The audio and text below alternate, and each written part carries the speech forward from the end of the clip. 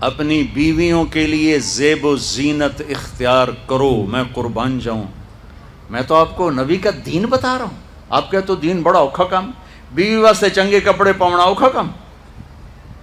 میرے نبی نے کہا اپنی بیویوں کے لیے زیب و زینت اختیار کرو۔ سبحان اللہ۔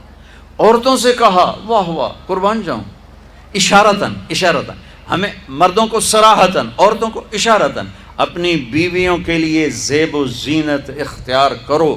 بنو اسرائیل میں زنا اس لیے پھیلا کہ مردوں نے بیویوں کے لیے زیب و زینت چھوڑ دی تو وہ غیر مردوں کی طرف مائل ہو گئیں۔ اور پھر عورتوں کو فرمایا کہ خامدوں کے لیے تیار ہو۔ کیسے؟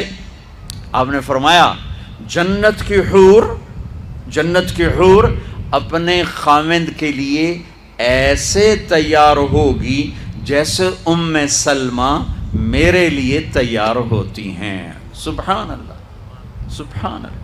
ابھی عورتوں نے شادی پہ جانا ہو تو بیچارے مرد دی مصیبت آئی ہوندی ہے، اودیاں ترے جتیاں ترٹ جاندیاں نے کپڑے ڈھو ڈھو کے، اور خامد کے لیے تیار ہونا ہو تو انہوں موت پہ جاندی۔ اپنے خامدوں کے لیے تیار ہو ورنہ وہ اور عورتوں کی طرف مائل ہو جائیں گے۔ یہ اس میں خفیہ پیغام ہے۔ میرے نبی حیا والے ہیں، پاکیزہ زبان، پاکیزہ ذات۔ مردوں کو صراحتاً فرما دیا اپنی عورتوں کے لیے تیار ہوا کرو۔ بنو اسرائیل میں اس وجہ سے فحاشی پھیلی۔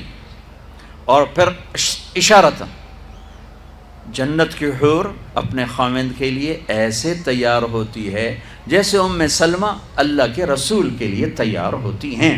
جب حضرت فاطمہ رضی اللہ تعالیٰ عنہ کی شادی ہوئی اور نکاح ہو گیا اور رخصتی 1 ماہ بعد، 2 ماہ بعد، 6 ماہ بعد، 1 سال بعد یا فوراً، یہ ساری روایات ہیں، لیکن زیادہ صحیح ہے کہ کچھ عرصے بعد رخصتی تھی، فوراً نہیں تھی۔ تو جب حضرت علی نے آ کے رخصتی کا مطالبہ کیا حضرت ام ایمن کے ذریعے سے، تو آپ نے حضرت حفصہ اور حضرت ام سلمہ اور حضرت عائشہ ان تینوں سے فرمایا کہ تم جانتی ہو نا میری بیٹی فاطمہ مجھے کتنی محبوب ہے، میری بیٹی کو دلہن بناؤ۔ اللہ اکبر، میری بیٹی کو تیار کرو۔ یہ میں دین بیان کر رہا ہوں، بے پردگی نہیں، بے حیائی نہیں، زیب و زینت میرے دین کا حصہ ہے، میرے نبی کی شریعت ہے۔ میرا نبی خوبصورت دین لے کر آیا ہے، ایک خوبصورت زندگی لے کر آئے ہیں۔ پتہ نہیں ہم نے کہاں سے عجیب و غریب دین کے فلسفے نکال لیے ہیں۔ سبحان اللہ، قربان جاؤں۔ آپ نے کہا جابر شادی کی؟ کہا جی کی۔ کہا کماری سے کہ بیوہ سے؟ کہا جی بیوہ سے کی۔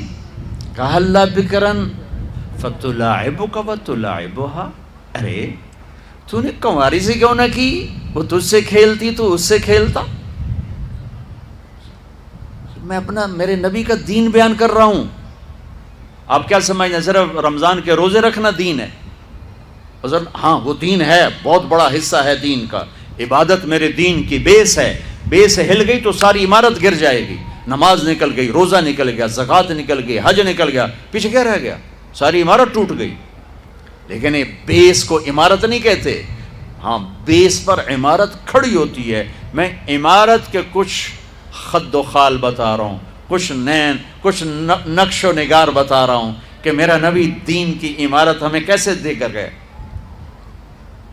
کبھی آپ نے میلا کپڑا نہیں پہنا، پرانا کپڑا پہنا، پیوند لگا کپڑا پہنا، میلا کپڑا زندگی بھر نہیں پہنا، زندگی بھر۔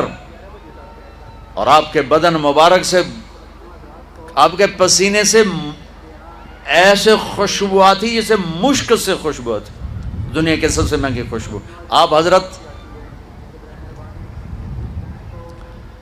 ام سلیم کے گھر میں آرام فرما رہے تھے دوپہر کے وقت، دوپہر پر، تو آپ یوں کر کے سوئے ہوئے تھے، یوں یہ کوہنی آگے نکلی ہوئی تھی۔ آنکھ کھلی تو دیکھا ام سلیم نے یہاں بوتل رکھی ہوئی، یہاں۔ تو آپ نے کہا کیا کر رہی ہو؟ تو وہ کیا تھا؟